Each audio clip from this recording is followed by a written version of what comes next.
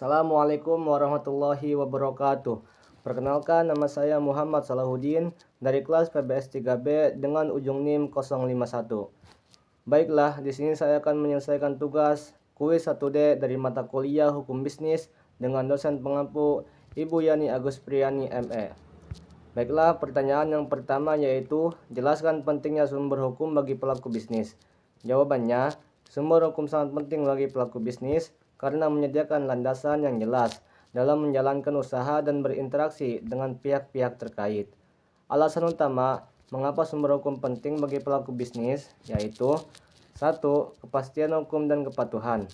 Sumber hukum pasti seperti undang-undang dan peraturan memberi arahan tentang apa yang legal dan tidak legal dalam kegiatan bisnis.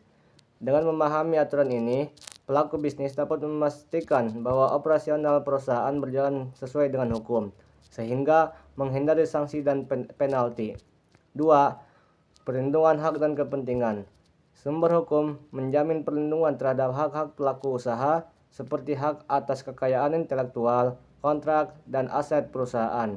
Misalnya, dengan adanya hukum kontrak, pelaku bisnis dapat mengikat perjanjian dengan pihak lain dan menuntut jika terjadi pelanggaran. Yang ketiga, pengelolaan risiko.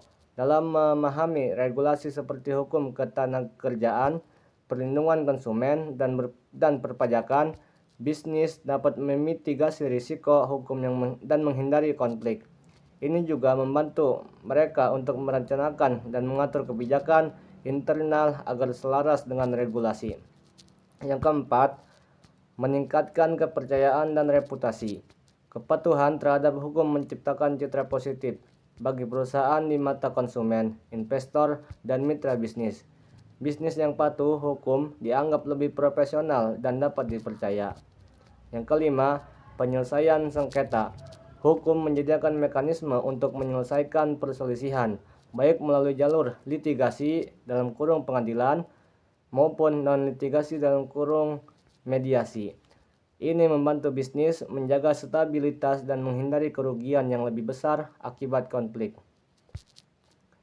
Kemudian, yang keenam yaitu pertumbuhan dan persaingan sehat. Sumber hukum yang baik akan menciptakan iklim usaha yang sehat dan adil, mencegah praktik monopoli atau persaingan tidak sehat.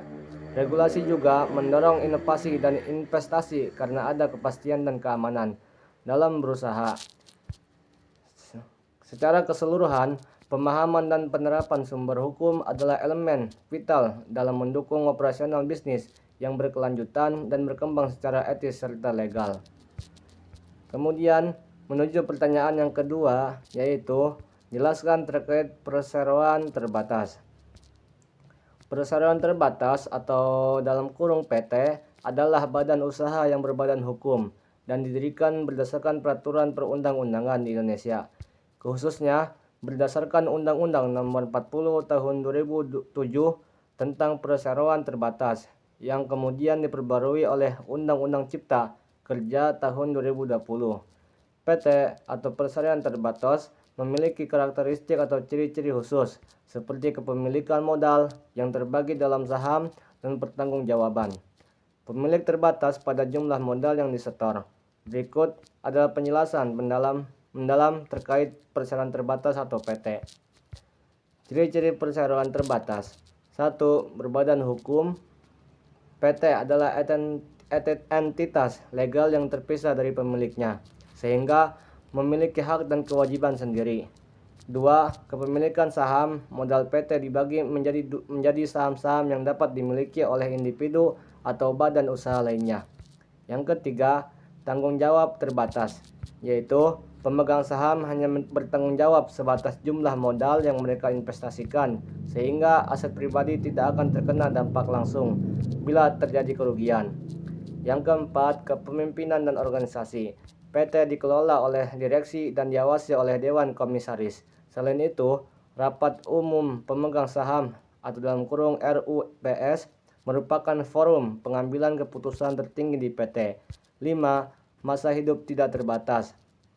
Keberadaan PT tidak bergantung pada individu pendirinya. Perusahaan terbatas atau PT dapat terus beroperasi meski pemilik saham atau direksi berganti.